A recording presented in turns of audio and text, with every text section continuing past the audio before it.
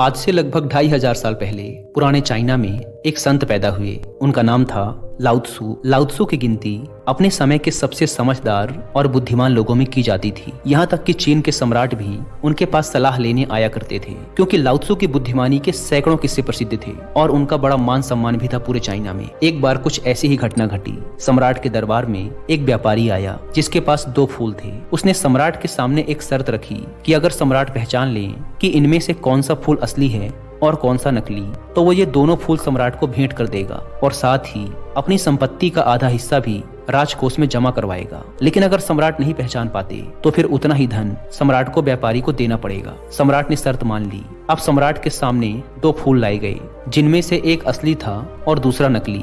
लेकिन उन दोनों में फर्क कर पाना बड़ा मुश्किल था, क्योंकि देखने में दोनों बिल्कुल एक जैसे लग रहे थे।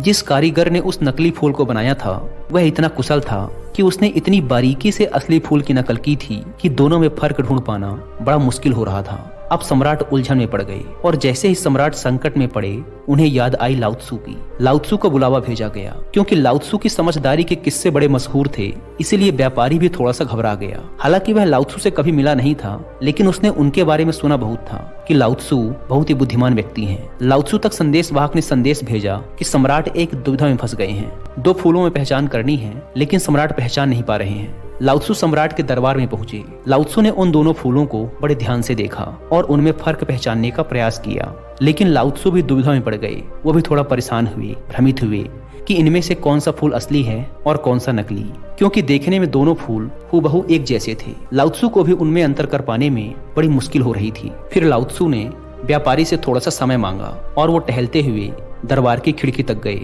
और उन्होंने उस खिड़की को खोल दिया।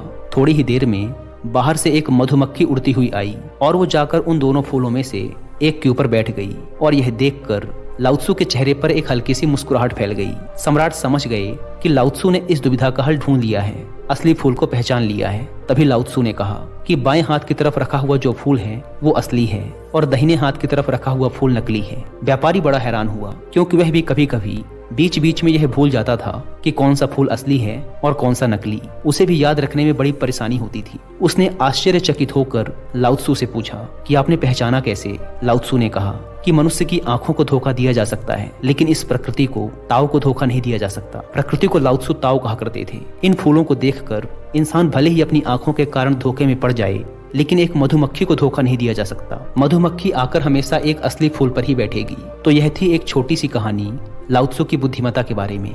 यह कहानी हमें सिखाती है कि अगर हम ध्यान दें तो हमारे आसपास ही बड़ी से बड़ी समस्याओं का समाधान छुपा होता है। आशा करता हूँ कि आपको यह कहानी पसंद आई होगी और आपके जीवन की दुविधाओं को हल करने में यह कहानी आपके काम आएगी। धन्यवाद।